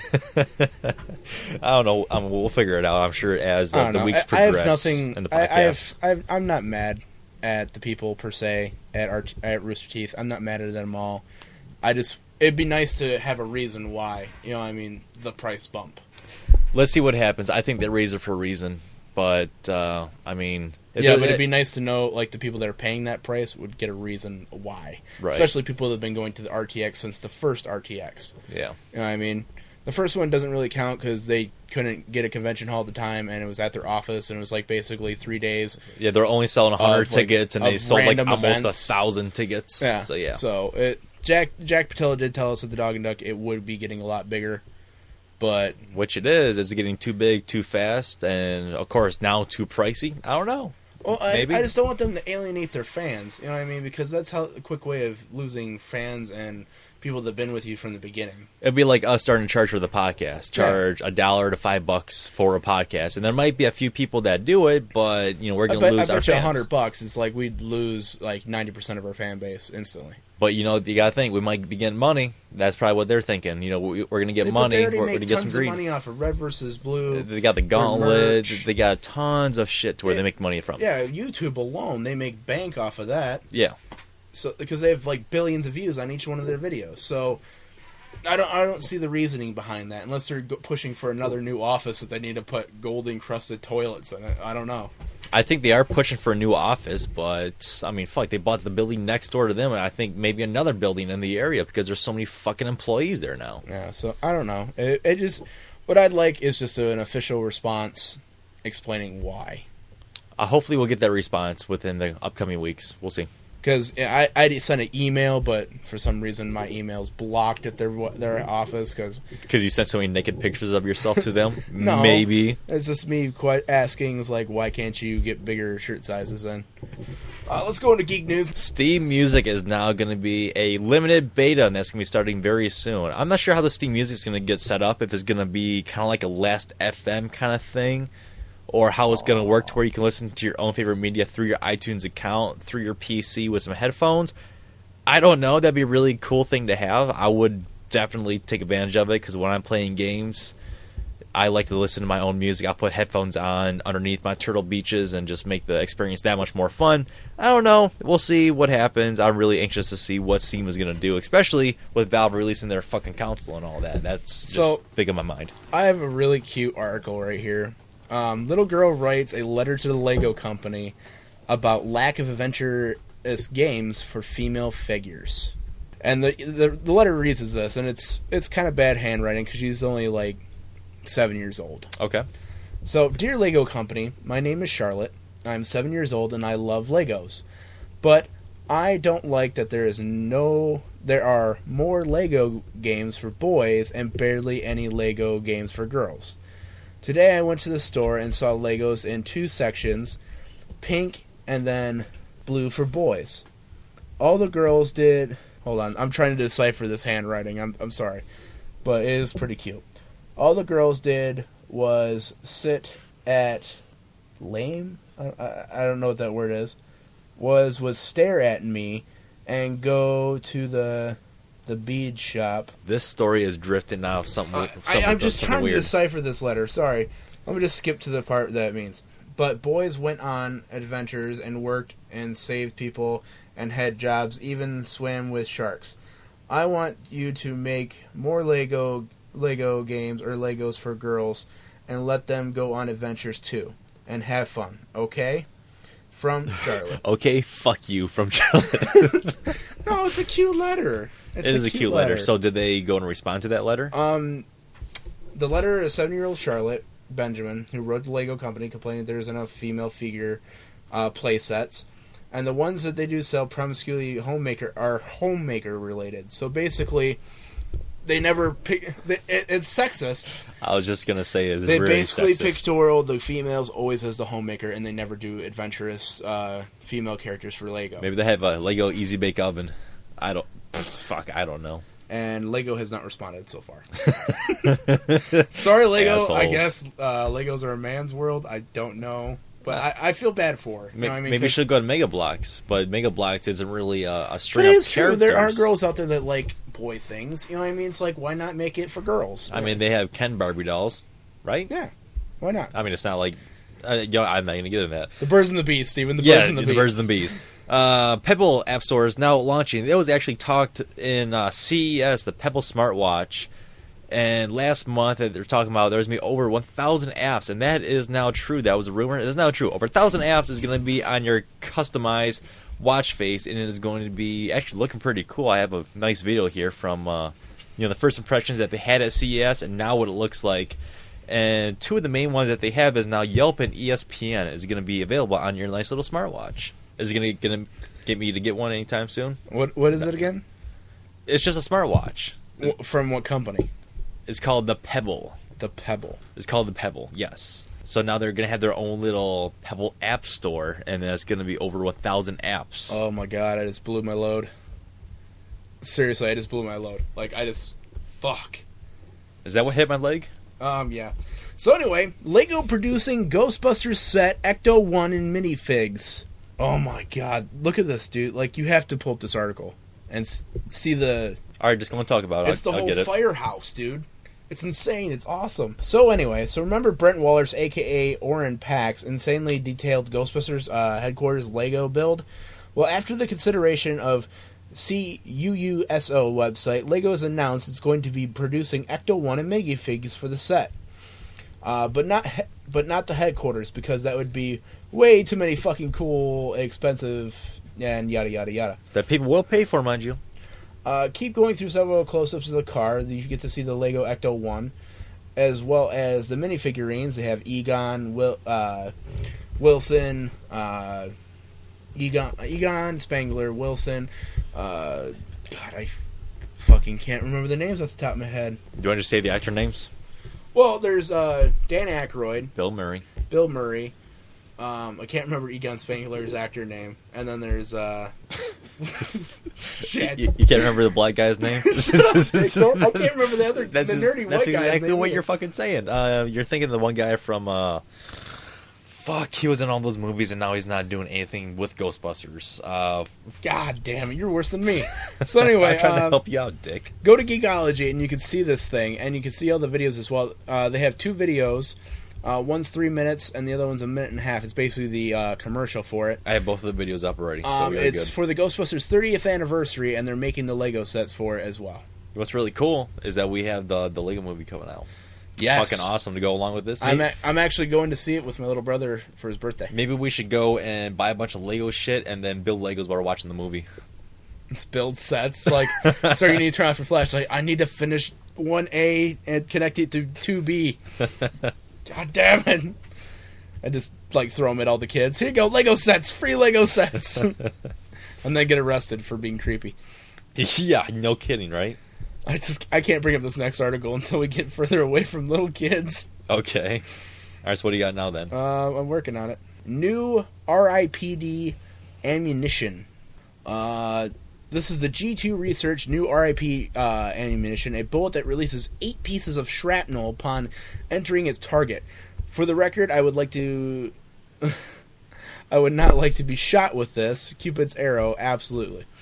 Where would they use this? Probably at warfare? I thought they already had weapons like this. I thought it was called I can't imagine. hollow points. There we go, hollow points. No, I thought hollow points was like a straight bullet pass to where it is just like that much more powerful to where it'll go through a fucking engine block. No, those are tipped rounds, like tungsten steel tipped rounds, different types of metals to go into the copper jacket. What hollow points do is when it hits you, it crumbles and it fragments, and the momentum pushes it through your body. So basically, it does more damage than an actual bullet does. So then, You're a better chance of you not being able to survive. So is this like a hollow point patent, but it's more destructive? Let me read the article here, and we'll find out. After separation of the tins, veil, semicircle, authorization, the base of the bullet continues to penetrate a straight line, achieving a very accurate 14 to 17-inch penetration range. This bullet is designed to take out vital organs, and inferior bullets will not perform anymore. G2 President Cliff Brown said the company president stressed the prevention of law enforcement injuries was primary focus on round designers. The RIP will not defeat the level 3A body armor and was one of the main goals when designing the bullet, Brown said. So basically they've made a gun, an ammo, that is worse than the hollow point. But it cannot supposedly penetrate 3A body armor, which is, I guess, what police officers wear. Well, my question is where are they going to be able to use this? Is this going to be for law enforcement use? Is it just going to be for the war, for military use? I mean, this is going to have to get past, I'm sure, some kind of... I'm sure... Just something to where they can use it somewhere. I'm sure if you go to the GR2 research website, it's 9mm rounds. If you go there, they'll have more of the information. But the thing is, I'm pretty sure these rounds will not be given to civilians. Pretty much probably military contractors, police officers, and military personnel only. They're still going to get out. I mean, hollow points are out, and those were not supposed to be out to public use. What they when were those called first is came Black out, too. Talons. They're like the big one that was horrible was called Black Talons, and they were a armor-piercing bullet that wreaked havoc back in the 80s because they were supposed to be meant for military personnel only, and somehow they made their way into the general public. And several police officers died because their bulletproof vests were not good enough to stop these rounds. Crazy. I don't know what the point is of making more Death and Destruction rounds, but So I'm pretty sure regular bullets work just as fine. a little bit more tech news, as you were talking about earlier, Xbox having their own separate rumored different consoles, different like hard drives and whatnot. They're going to have a 1 terabyte disc-less hard drive version or Xbox version, to where it's not going to include anything but just the console itself, and it's going to include a black Kinect. And of course, it'll be a white Xbox, white controller. And as of right now, this is all rumors, and the 1 terabyte hard drive would be very nice to have, but do you think that's going to be enough to have all your games, your downloadable games? Because most of your games can have, let's say, 50 gigs on one game. Well, downloaded game with all DLC. Regular downloaded games, but basically indie games. Those won't take shit. Those take either way from 4 to 6 gigs. Same with the downloadable games, because we've been getting those games through Gold, and I think Sleeping Dogs was 6 gigs, and that was a fairly recent title, so if you just want the main game, then no, it won't take up that much room. Won't take up that much room, but if you're talking about like a huge sandbox game, let's say like Skyrim, or Borderlands, or Fable. Are those games even, like, other than Fable, I know that's available for digital download, but is GTA 5 and Yes, it is. Skyrim available for digital download? Yep. Yeah, GTA 5 within, I believe, the first week, if not the week after, that was already digital download. You can get it for $60. You'd be sitting there for a fucking year waiting for that to download. Yeah, with this internet connection? Holy shit. Did we talk about the Google sale, how they sold Motorola recently in last week's podcast? No, I have not heard this one. Lenovo, I believe, is who bought Motorola from... Lenvio? Lenvio. Who's Lenvio? They're another computer, tech company. Oh, not really. They sell anything from TVs to software and computers. They're basically kind of like Sony. Bought Motorola for $2.91 billion. It makes sense, because Motorola hasn't really been doing anything new, other than, because the Droid series was Motorola's baby. And look how that went. They haven't done anything with it. So yep. I don't know what they hope to accomplish with that, but I don't know. I think they did the right thing by selling it off for almost $3 billion. Oh, so here's a fucked up article. So anyway, a guy builds adult-sized, street-legal Little Tykes car. It was basically the version of, like, Barbie, and it was, like, two-dimensional. We used to have all the Little Tykes and the house for it when we were kids. So basically, British man, of course it had to be a British guy, sorry UK listeners. You must be so proud. You're such a dick. John Brittany had spent over 1,000 hours and 4,000 euros to equal $6,500 US, building a street-legal version of the Little Tykes cozy coupe car. Why, I'm not sure. Apparently he doesn't share the same dream as you. And which is this: Flintstones Mobile, allegedly gas-powered car, can reach 70 miles an hour. Holy shit. This thing you die in if you fucking crash 70 miles an hour. I was just going to ask if it is street legal, with it being all plastic, or if it's going to be reinforced metal or aluminum of some kind. I don't know, but it looks really plasticky to me. I know it looks really plastic from this photo right here. They even have a video of it as well. That's really funny, actually. That's pretty cool. It's cool for nostalgia's sake if you played with Little Tykes, but... And you never grew up. I never grew up. I'm still a kid. That's all you want to do is play with Little Tykes. I want to play with my Little Tykes. God, that sounds fucking horrible. It sounds creepy as shit. We should go to hell. Let's try to drift away from the child portion of the geek-related podcast. So anyway, they're coming out with a Star Wars Rebel pilot hoodie, complete with visors. This is $40 on sale from $80. Star Wars Rebel pilot costume hoodie is available on thinkgeek.com. It's super realistic, and you can look like Porkins. Can you really? If you're a fat guy and try to squeeze into a small one. Oh, okay. I was like, wow, they have like Porkins that comes with it looks really cool, but I know it wasn't Fritos. What the fuck was it? It was the KFC bucket. It was something like pork rinds, or what the fuck was he eating? It was nothing trademarked. It was the was KFC in the movie. Chicken. Yeah. Well, was it really KFC though? Well, it was a meme that someone photocopied a bucket of chicken in there. Right. Yeah. Showing that he's a fat bastard. It's like, because he was a really big dude for being an X-wing pilot cockpit. I'm a big guy, and I'm even saying that. It's like, how did they fit him in there? Gotta Must have been love like it. a cousin of someone on the set. Dude, gotta let him in there. He's a big Star Wars fan. It's like when you said big, but damn. He might die next year. We feel bad for him. So here's some pervia news. Yowzers, naked street style Disney princesses pinups. The small series Dirty Land, is by Dylan Boy, features Disney princesses in styles of naked street art pinups.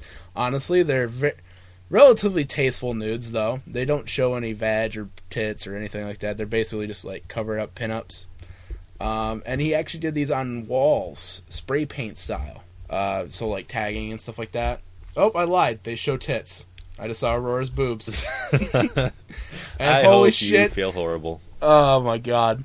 My Little Mermaid's doing spread I was eagle. gonna say- And she has huge I cans. would say the Little Mermaid is quite expressive. I'm not going to be adding a link for the cesspool. I wouldn't. You weird people can search this on your own. So, sexy Disney pinups.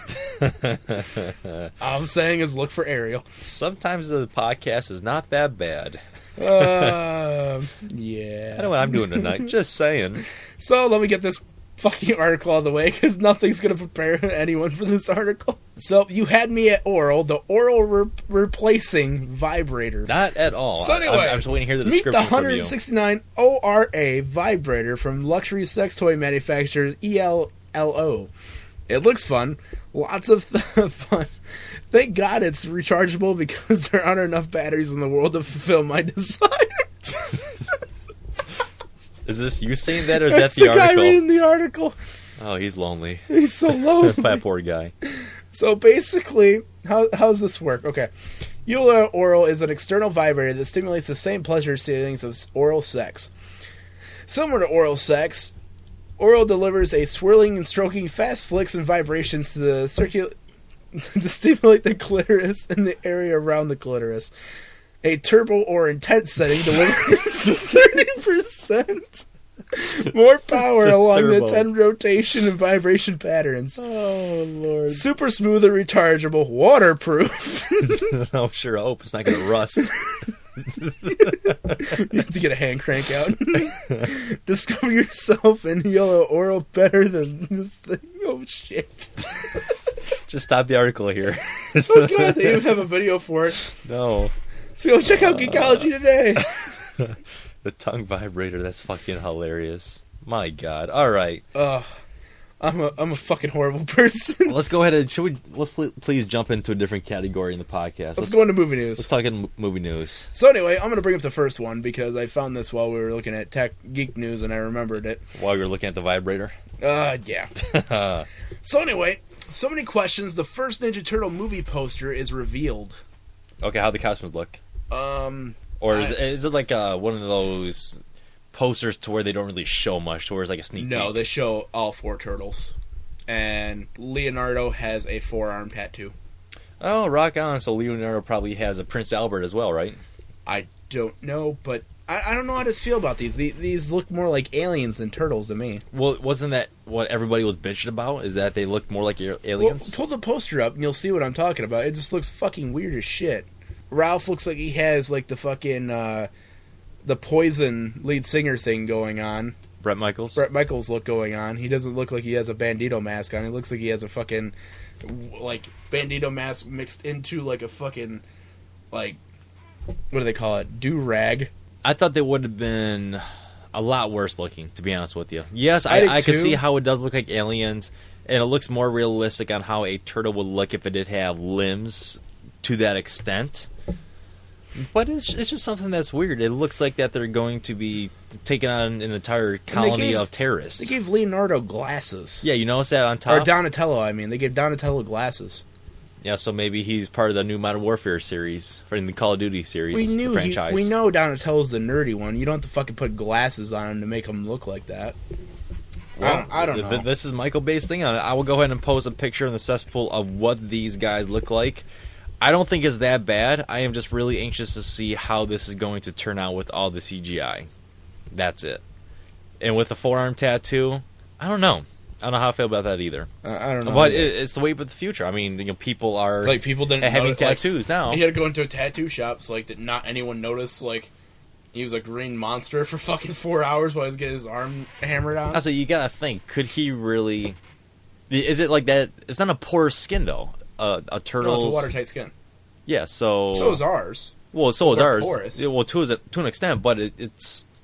I just don't think you can tattoo on a turtle's arm. I've never fucking tried. I just think you'll rip it all to shreds because they have scales and shit like that. Correct? I mean, it's not like a fish scale or anything. But No, like turtles don't have scaly skin, like scaly hides. It's basically skin like ours, but it does absorb moisture because they are in the water a lot of times. Isn't it like a snake skin almost? Kind of, but they don't have the little scales. Okay. But still, I don't know. I mean, it's a fucking movie, so I'm not really going to get too big into it. So let's get this over with. Everyone knows that Philip Seymour Hoffman passed away. Yes, he did. Sunday morning around 11:15. This is why you don't do drugs. Yes. Yeah, heroin overdose, from what everybody's been saying. His first role was in 1998. Or these are some of his most essential performances that everyone really. First role was Law and Order. Law and Order. He was in an episode in 1991. His first movie that one of the best roles he did was in 1998, Happiness.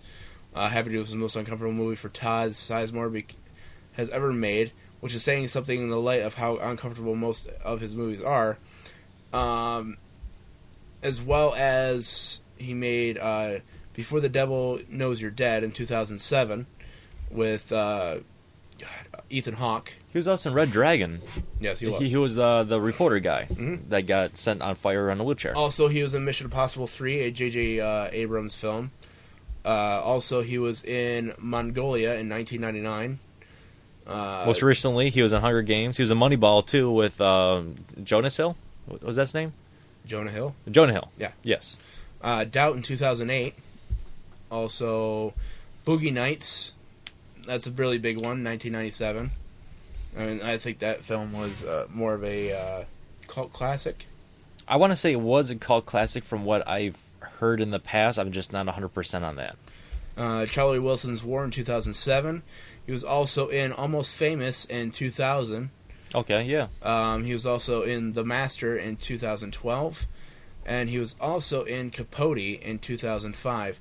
Not forgetting some of his more noticeable roles that everyone knows for him through film history. He was also in Twister with Meg Ryan and Bill Paxton. He played Dusty the bus driver. It's the wonder of nature, baby!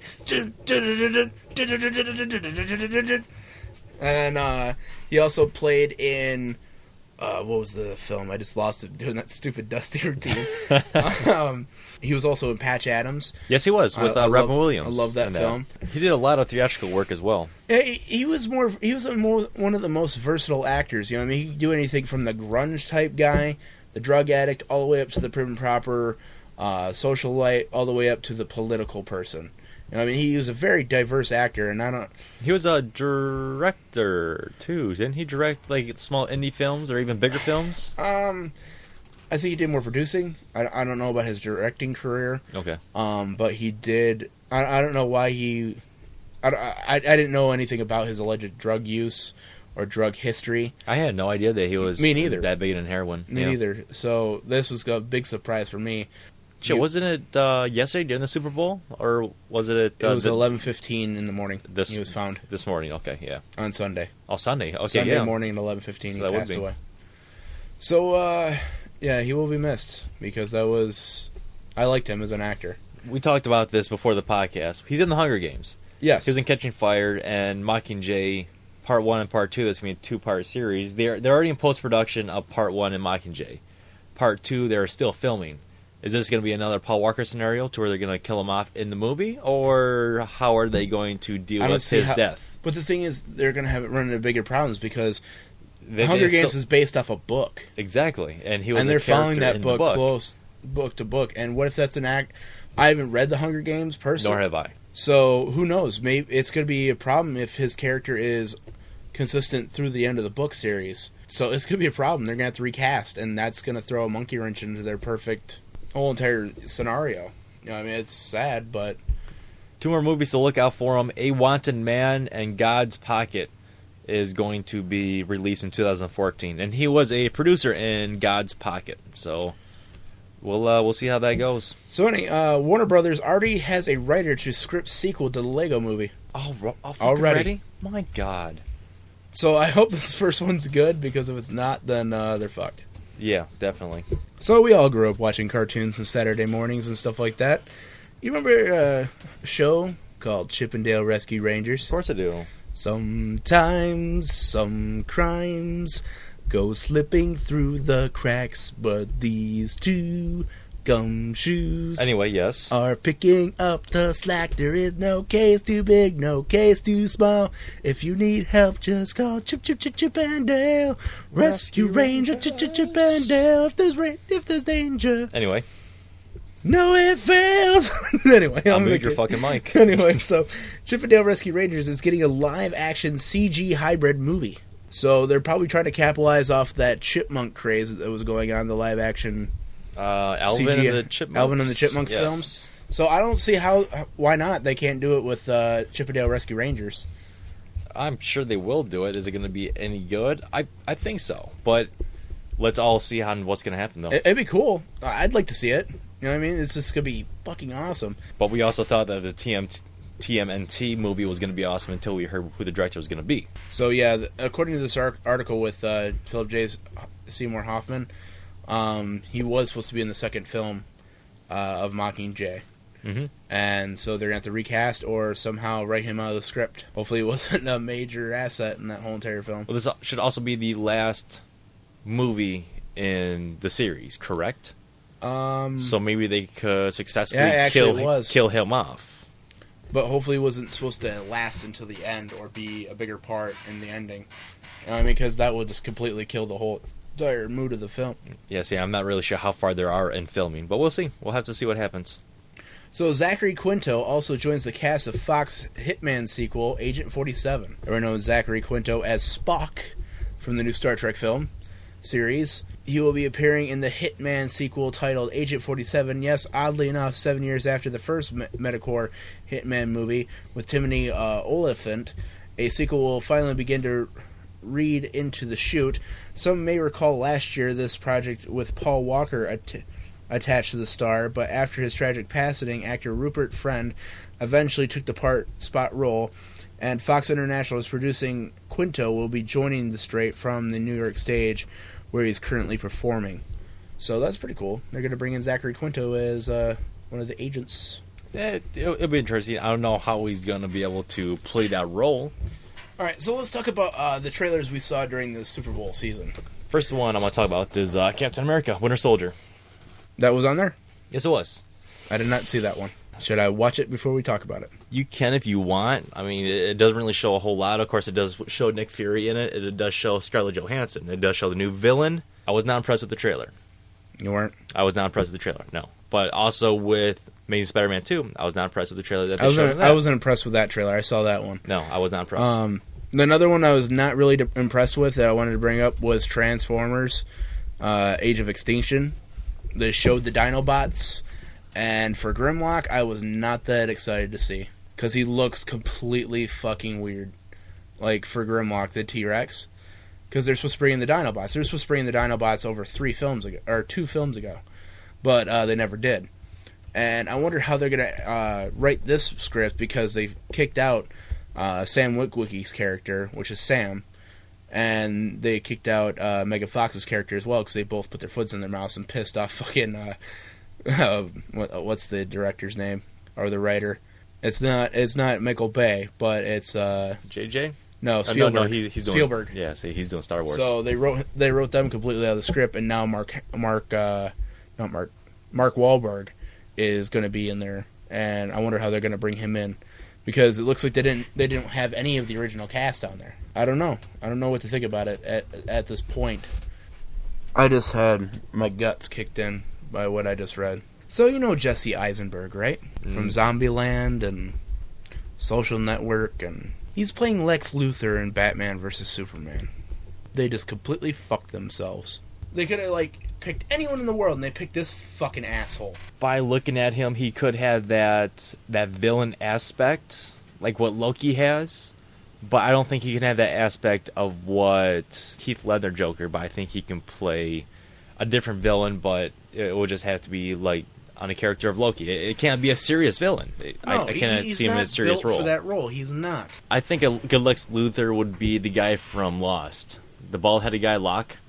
Locke? Yeah, he would have been a good one. Yeah, but because Lex Luthor is actually bald, and he has like really, really dark, pronounced eyebrows, from what I remember in the comics. It's not that he's not bald. It's the thing is he's super fucking young. Super young. Jesse Eisenberg? Well, yeah, he's in his 20s. I'll say he's, in his 40s or 50s, Lex Luthor is, correct? Yeah. So I don't see how they're making that leap. I'm getting disappointed in some of these piss poor fucking acting selections. You know what I mean? There's tons of people out there that could play the Lex Luthor. Even go with a no-name. You know what I mean? Who cares? Go with a no-name, for God's sakes. It'd be 100 times better than Jesse Eisenberg, for God. Fuck. Well, that's what they did for Amazing Spider-Man. I don't want to say they had a no-name actor for the main character, but it was a guy that was not well-known, at least in the States, because he's a UK guy. And he's not really no-name, just someone that hasn't been in the limelight for doing fucking quirky, dumb comedies. You know what I mean? Like, he's not a serious acting role. You want to take a serious stance with fucking Superman, which was in the first one. It was a great film. I watched it. I loved it. And now they want to fucking trash it up with this asshole? One person I'm happy they did not cast for that role or in the Superman series at all, besides his old role as Mr. Freeze, was Arnold Schwarzenegger. I think right now he cannot play any role in a superhero movie. They fucked that up because Mr. Freeze was actually skinny in the comic books. Yeah. And he was also skinny in the cartoon series as well. He wasn't this big hulking muscular guy. It's like it's gonna be a cold time in the old town tonight. Chill. But anyway, this one I'm a little excited for because I can see it. X-Men producer wants to make a Gambit movie, which I'm excited for because Gambit needs a fucking movie with Channing Tatum as Gambit. Now, like it's just like this argument right here. You know what I mean? It's like I can't see like Jesse Eisenberg playing fucking Lex Luthor. I could definitely not see him playing Gambit. It's just to each your own, really. To each your own. No, I'm sure there's other people that would agree with me out there, but I'm sure there's diehard fucking Jesse Eisenberg fans like, oh, he's gonna be fucking Lex Luthor. The one thing I noticed, there's not one video game trailer during the whole entire Super Bowl. Yeah, I think you're right. But really, what games are going to be coming out that is groundbreaking to show? Titanfall? We already seen stuff from Titanfall from other past shows. We already seen stuff from Destiny, so they can do blocks a lot easier and a lot cheaper in their own award shows or in a different award show than paying a couple $1 million. Even that, they could have done like a sports trailer video game. You know what I mean? Madden NFL or something like that. That's what I'm surprised they haven't done is Madden get in there with the whole sporting thing at the finals, the NBA finals or the NHL or in this case the NFL, to where whoever wins, they'll go and crown the person that will be on the front cover. And, they'll get an award or something like that. Yeah, something like that. Why don't they do something like that? Yeah, exactly. It'd make complete sense. I'm really surprised that they have not done that yet. That'd be a cool idea. So we should trademark that before someone steals our idea. Yeah, because I'm sure John Madden would love to hear our fucking bullshit idea and take it for himself. So I've talked about this movie before. Link Taster's Incredible Mr. Limpet. Okay. You ever seen that movie? Not at all. It had Don Knotts. He played the voice of the Incredible Mr. Limpet. Basically, this guy who... his wife was always kind of a bothersome, and this guy always pushed him around and thought his wife should be with him instead of Mr. Limpet. He always had his head stuck with fish. He always talked to this fish, and he loved fish. And he was down by the wharf, and he fell into the ocean, and they all thought he drowned, but he turned into a fish. And then he was able to speak human. So he helped out. It was kind of a war type film because they Are talking about the show from 1964? Yeah, the movie? Yeah, okay. I know I like to watch old shows, but 1964, come on. It's Don Knotts, man. I Fuck love you. Don Knotts. Anyway. It's like the, what was that movie I liked with Don Knotts? It was like a horror film where he had to stay in this old house on a bet, and then he solved the murder. God, I can't remember the name. I still have it on VHS in my house. I used to watch it all the fucking time. But anyway, they're remaking The Incredible Mr. Limpet, and whenever Don Knotts, as the fish, would actually go up to submarines and talk into their sonar speakers and tell them where German U-boats were and help them sink the Nazis. Really? Yeah. So Okay. it was like it was like kind of a pro-American against the Nazis in World War II type propaganda film. Yeah, so it was like Captain America time era to where, the Nazis were getting beat the shit out of like every chance that they had. Okay. So I liked it. I love Don Knotts films. I love black and white films. They're just awesome. It's too bad he's one of those good actors that, of course, passed away because he passed away at the age of 81 from what this is showing right here. Yeah, he lived there for a long. He lived for a long time. Yeah, it's a nice, respectable age. He has a long list of things. Yeah, Don Knotts was in a lot of shit when he was going balls out acting. He was basically in every film. So, since you're a car guy, I'm assuming you saw the Need for Speed trailer that was with Aaron Paul. Aaron Paul. Not excited, but yes, I've seen it. Did it remind you of the video game at all?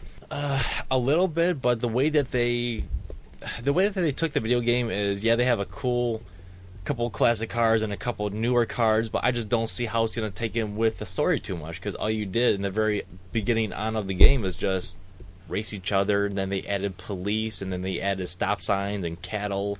So I'm sure they're trying to... how's it going to go with the story? I know the newer games do have a story. I just don't know how it's going to go. Maybe they're going to try to pull off that. In the progression. I think they're going to add a story of some kind to it. Because, of course, they have Aaron Paul. So they have to add a story. They have to have something for the big-name actor to do it, with him coming off of Breaking Bad. Maybe they're going to do a spin-off adaptation where he's running Blue Crystal. I was just say he's running drugs. He's running Blue Crystal for Mr. Walter White. And then he meets up with Nicolas Cage and from Gone in 60 Seconds. He's driving Eleanor and they race. And then he finds Dom from the Fast and Furious. I can see this movie going in all different type of directions. Oh, God. It's so terrible. And then Jason Statham comes out at the end and kills them all. Because he's the transporter. Oh my god! God, that's That'd terrible. Be great. I mean, what'd you think of it? What was your thoughts of it? I don't know. It captured the driving and the racing scene for me, like from the films. It has the flashy cop car and the flashy speed cars. But are they going to show them working on cars? Is my thing. I'm sure they will a little. Trying bit. to do a full Fast and Furious type deal. I mean, it's got to be something. You can't steal cars because that is going to be on the verge of Grand Theft Auto. But in a movie sense, that will be the verge of Gone in 60 Seconds. You can't just go and build a car and stuff like that because that'll be Fast and Furious. So what approach are they going to take with this movie? It can only be one of two ways. You can't just say, we need a driver, like Fast and Furious 2, where they pick drivers to run drugs and shit like that. You can't do that. It wasn't originally drugs. It was basically they were jacking semi-trucks full of electronics parts and selling them on the black market. But then they had like the 5 or 6 cars that would go and race forward, and then they ended up getting was it a stogie or something that was in the dashboard or in the glove compartment of the fucking car. That was Too Fast, Too Furious. Yeah, that was their test. The Fast and Furious movie. I don't know. It's just fucking stupid if you ask me. We will see what happens. I'm looking forward to it, but at the same time, I'm not going to hold my breath. I hope it's going to be a good movie because most video game movies, the adaptations of those movies off the video games are fucking horrible. If you don't believe me, look up Far Cry and watch that movie. Far Cry? Have you ever seen the Far Cry movie? I think so, but I'm not 100% sure. I think it's still on Netflix, horribly enough. Is it still in the borderline of Red Faction films that they made? I'd never seen the Red Faction films, believe it or not. I'd never seen them. I seen the Dead Space Aftermath, I believe it was, the cartoon CGI one. Really good, but Resident Evil, that's probably the top for the video game movies, if you ask me. Cool. So do you have a podcast of the week for this week? I do, but I don't know if they're going to be current or not enough. Okay. You know what I mean? The last podcast they came out with was December 6th of 2013, so they're over a month overdue. But I'll give you guys this one. Check out their other podcast. They have like about 61 of them. And check out. Not bad. So what are they called? Dark Moon Herald, a World of Warcraft. We were actually still battling for like the top 5 seed of a World of Warcraft podcast. Are we? On Podomatic. Maybe we should have given this one. No, we'll give it to him. But so anyway. Dark Moon Herald of World of Warcraft. Yeah, so join us each week as we discuss and dissect the World of Warcraft to bring you the latest news and some of the fun segments along the way. Okay, that's not bad then. So it's a podcast all about World of Warcraft, which I've been playing heavily lately. So go out there, talk to them, let them know we sent them their way, and Well, let's see. They had one February 12th, and then again November 16th. Go to darkmoonherald.com. Of course, they do have an RSS feed where you can check up all their latest stuff. But hopefully they'll be able to go through and be more current, because don't we have some World of Warcraft news and like server changes and stuff coming up? With possible they're working on patches? the next expansion. Currently, I'm trying to hit the 90 cap before the next expansion comes out. I like a bubble away from 88 because we went and did the Lunar Light quest last night. Basically, we went around and did like this. You have to go across all the continents and find the people standing in the beam of light, and then you collect a bag with a coin and stuff like that. You get like little cool trinkets. Plus, you get some decent XP. I was getting like 40,000 plus experience. Oh, that's not bad. But every time you ding. At your level, though, is that like... It's not much. Maybe you know what I mean? quarter, like a little, half a bar? Not that they even have? like an eighth of a bubble. Oh, fuck. And there was over hard. 30 of them. So that sucks. I'm like a bubble away from dinging 88. So I can't complain. I got free XP and I didn't have to do anything. I just had to fly everywhere on my mount. But... Was that when you were with Matt? Yeah, me, Matt, and Beverly all did it together. So he did all this shit for you. That's great. No, it's we all flew together and did it together because Matt knew the generalized areas better than I did because he quests way more than I do. Yeah, shit, yeah, he does. So we just followed him. It was easier. But I was Beverly has a 2-seated mount. Wow, okay, that's cool. You can ride on her back and ride with her, so you don't have to do anything or follow them. Well, Matt and Beverly have this horrible tendency of phasing in and out in the middle of play. So you'd basically fall off the mount and start falling to your death. Oh, no kidding. And I hit slow fall, my mage spell. And one time I hit it and it didn't work. And I was like, what the fuck? And I was like, ah! And I fell like all the way down and I just like got completely ass rammed by gravity. And then when I fell into an alliance area. Like PvP area, so when I resurrected, so you got fucked like up. Tons of people started raping me. It's like, God damn it, Matt! So we had to come up, we had to kill everyone, and then we got out of there as soon as possible. That's great. I fucking love it. But, yeah. I think that's going to wrap up another week. You guys, please go and hit American Heart Association or heart.org/heart.org/ and please make that donation for this month's charity. Do you have anything else for this week's Nate? Nope. Just thank you for listening, guys. Thank you for giving us reviews. You guys are awesome. We will try to give you guys pictures when we drop off all the comic books to the Children's Hospital. That way you can prove that we actually dropped them off. We still do drop them off, but we're going to do a big donation here, hopefully within the next couple weeks or a month or something. Yeah. I know we are going to do a video on it. We were trying to figure out what hospital we want to do because we were just doing the local hospital, but try to do like a big brother, big sister kind of thing. That's what I'm looking forward to, seeing if they have any large events like that going on. Well, I'd just like to go to St. Jude's. You know what I mean? It's like the main hospital. Where's the nearest one? Is that Pontiac? Yeah, Pontiac. Okay, yeah. I'd just like to go to St. Jude's itself and then go see some of the kids if they let us and let them pick out their comic books they'd like. That way we can make sure that the kids actually got them instead of some office person's like, oh, comic books, I could sell these for a profit. Comic books and sports memorabilia, I'm going to keep this for my basement. Yeah, so I just want to make sure the kids actually got what they were supposed to get. You know what I mean? Right. All right, guys. Well, we'll talk to everybody next week, and thank you again for listening. See ya!